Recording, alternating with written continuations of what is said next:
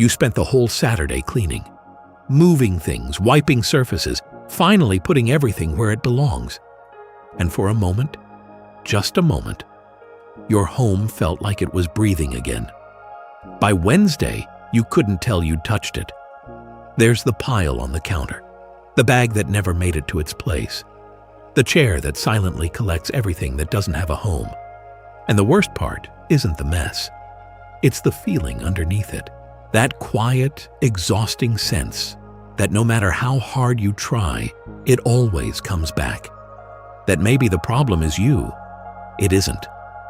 What if the real issue isn't your effort, but the number of invisible decisions your home asks you to make every single day? Imagine walking through your front door and, instead of scanning the room for what needs to be fixed, you just stop. You put your things down. You breathe. The space meets you where you are, instead of demanding something from you the moment you arrive. That's not a fantasy. It's what happens when a home is designed around how you actually live, not around an ideal version of yourself that has more time, more energy, and fewer distractions. This video is about that shift. Stay until the end, because the last idea is the one most people miss. And it takes less than 2 minutes a day to put into practice. There is a concept in Japanese that doesn't translate perfectly into English, and that's exactly why it matters. Kete pi ri. Decision fatigue. The quiet erosion that happens when your mind has made too many small choices throughout the day. What to wear, what to cook, what to reply, where to put the thing you just brought home. Every object without a clear place is a question your brain is still holding open. Not loudly, but constantly. And a home full of unanswered questions is not a place where you can rest. The first thing to understand is this: clutter is not a character flaw. It is a postponed decision. That jacket draped over the back of the chair isn't laziness. It's a question. Where does this actually go? That never got answered. The pile of papers on the counter isn't chaos. It's a collection of things that haven't been assigned a clear category in your mind yet.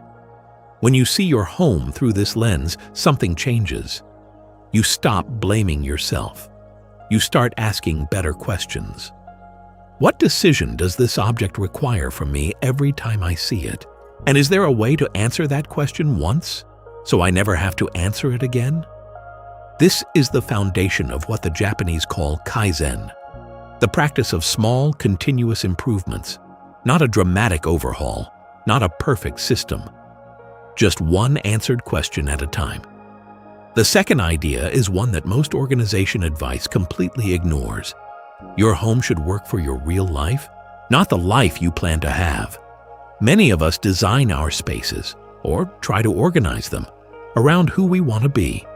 The version of us who always puts things away immediately, who never leaves dishes overnight, who has the energy to maintain everything every day.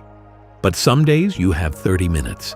Some days you have unexpected guests, a difficult afternoon, a headache that arrived without warning. A home that only works when everything goes perfectly is not a system. It's a performance. The shift is simple, but it changes everything. Ask what your home needs to look like to feel peaceful on your hardest day, not your best one.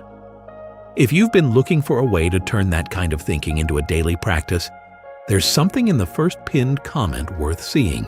It's called the Peaceful Home Kit, and it was built for exactly this, creating a home routine that adapts to your real life, not an idealized version of it. The third idea comes from the Japanese concept of danshari, a 3-part philosophy of letting go. Dan, refuse what you don't need. Sha, release what you no longer use. Ri, detach from the idea that objects define you. Most clutter isn't really about disorganization. It's about emotional weight. The blender you keep because it was a gift, even though you never use it. The clothes that don't fit anymore but feel like a promise you made to yourself. The organizer bins you bought 3 months ago, still in their packaging, waiting for the motivation to arrive. We buy organizers hoping they'll solve a problem that isn't really about storage.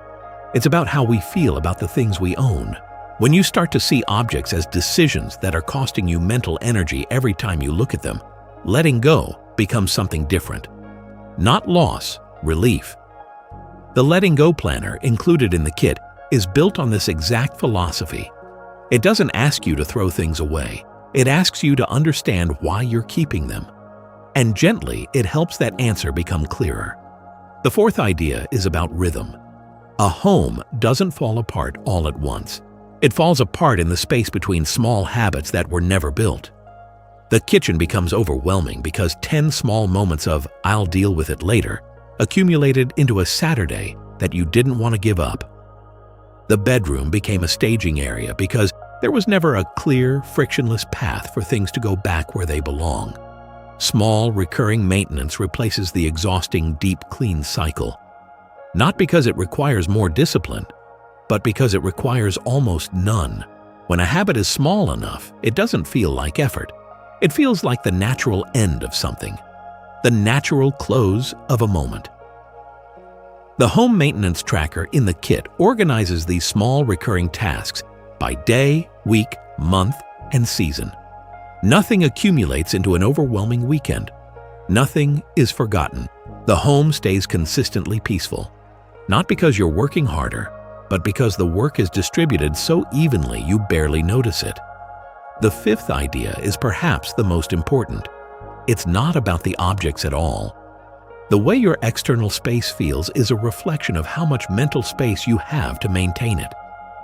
A home that asks too many decisions of you each day doesn't just feel cluttered, it keeps your nervous system slightly on edge. Even when you're sitting still, that low hum of unfinished things, that invisible to-do list that never fully goes quiet. What you're really building when you simplify your home is the capacity to rest inside it, to arrive and feel like the space is on your side. That is not a small thing. That is the difference between a house and a home. If any of this resonated, the feeling of starting over, the exhaustion of trying hard and still not keeping up, the quiet wish for a home that just felt like yours, I want you to know that what you need isn't more willpower. What you need is a system designed around how you actually live. The Peaceful Home Kit is that system. The Daily Planning Assistant removes the hardest question, "Where do I even start today?" and replaces it with a clear, personalized plan built around your available time and energy. The 21-day challenge helps you build the kind of habits that don't collapse after one hard week. And the Kakebo Financial Planner quietly addresses something most organization advice ignores. That a lot of accumulation begins with unconscious spending, with buying organizers for clutter instead of releasing it. Together, these tools don't ask you to become a different person. They meet the person you already are. You'll find everything in the first pinned comment.